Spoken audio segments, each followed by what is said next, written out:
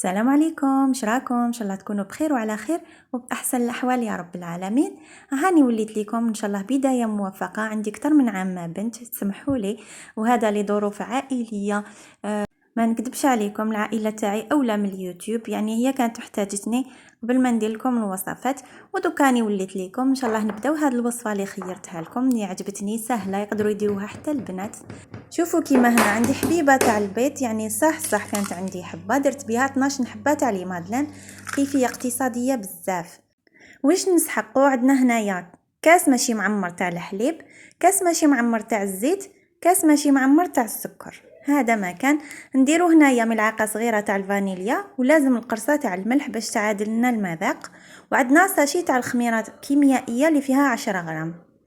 هنا درت السكر مع البيض، ودرت قرصه تاع الملح ومغرفه صغيره تاع الفاني. خلطتهم مليح كيما راكم تشوفوا، مي مازال السكر ما دابليش. دوك كي ندير الزيت وندير الحليب نحاول ندوبو مليح. وهذه الكيفيه فاش مليحه وفاش عجبتني، لانه سهله واقتصاديه. يعني تنوضي صباح يكون ما عندكش باش تقهوي انتي والعائله، تقدري ديريها تمتم بالفوي، سي با لا بان ديري الباتور ولا تصدعي الجيران، يعني تمتم وانتي درتيها. هنا تقدري ديري الباتور حتجيك خفيفه اكثر، مي سهلتها عليك. هذا ما كان. نخلطو مليح هنا بعد ما درنا الحليب. من بعد نديرو 3 كيسان ماشي معمرين تاع الفارينه، يعني هنايا الكاس الاول، من بعد الكاس الثاني، من بعد الكاس الثالث، ونديرو الساشي تاع الخميره الكيميائيه، ونخلطو كلش مع بعض، لانه العجينه راح تجي ثقيله شويه، ما راح تجي كيما تاع المسكوتشو. انا هنا الفارينه غربلتها بيان سور، كنت شريت كونتيتي وغربلتها وحطيتها في بواطه هكذا باش ما نعجش كي ندير نخدم بها كاش حاجه.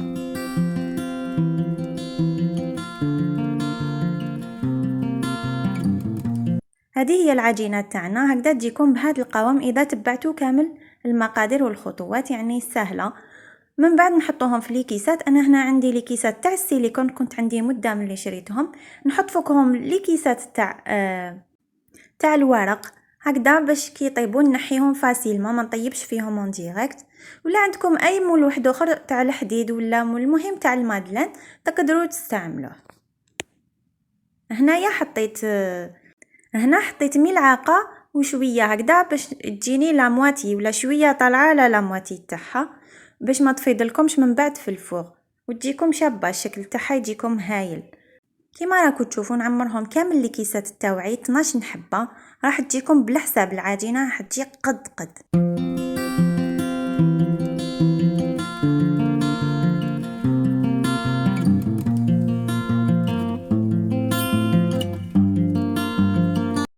هنا الكيفيه بسيطه، حبيت نزيد نبسطها معكم اكثر. زينتهم بسكر كريستاليزي من الفوق، واذا ما حبيتوش هكذا كي يخرجوا سخونين من الفور ديروا لهم رشه تاع سكر كلاسي، راح تجي الشكل تاعها شباب كيما راح ندير لكم من بعد. ندخلوهم للفوغ 150 درجه، يعني النار تكون هادئه لانه الحبات صغار، ماشي كيما نديرو خبزه مسكوتشو نديرو 180. هنا شوفوا التحميرات تاعهم شحال شابه، جاو هايلين تحفه، جاو طايبين بالطبع. نديروا لهم رشه تاع سكر كلاسي ونخلوهم يبردوا شويه، ونستهلكوهم بالصحه والهنا. ولو كان تخلوهم الغدوه راح يولوا ابن، راح يولوا بنان هايلين. وبصحتكم الكيفيه ان شاء الله تجربوها وتدعوا لي دعوه الخير. والتزيين على حسب ذوقكم، يعني تقدروا تحشوه بالشوكولا ولا تزينوه بلا كريم شانتيي من الفوق، راح يجيكم هايل وشكله يجي شباب.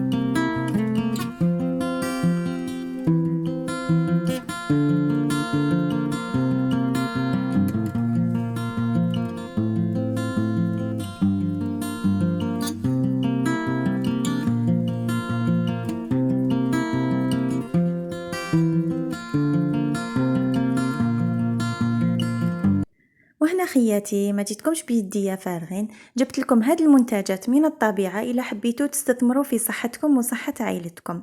هاد المنتجات من شركة أغذية، هاد الشركة تونسية عندها فرع في الجزائر بولاد فايت، يعني شركة جديدة بصح راهي بدات تشهر وتتعرف.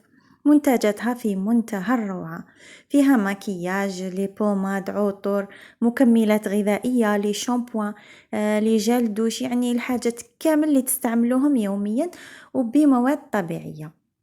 هاد الشركة فتحت لكم أبوابها للعمل من المنزل، يعني يكون عندك بورتابل وانترنت ومبلغ 500 ألف وتبداي العمل. راح تقولوا لي كيفاش؟ انا نحط لكم رابط الواتساب في صندوق الوصف، وراح تلقاو تما واحدة الاخت هايله ما شاء الله عليها، راح تفهمكم كلش على طريقة العمل وكيفاش تدخلوا تخدموا تترقوا في العمل تاعكم وتكونوا من الأوائل. وراح يكون عندكم مبلغ شهري إذا كنتوا يعني من الشاطرات وتعرفوا تروجوا لهذا المنتوج. هذه هي إن شاء الله، نتمنى لكم حظ موفق. نتلاقاو في فيديو قادم إن شاء الله مع وصفة جديدة. والسلام عليكم ورحمة الله تعالى وبركاته.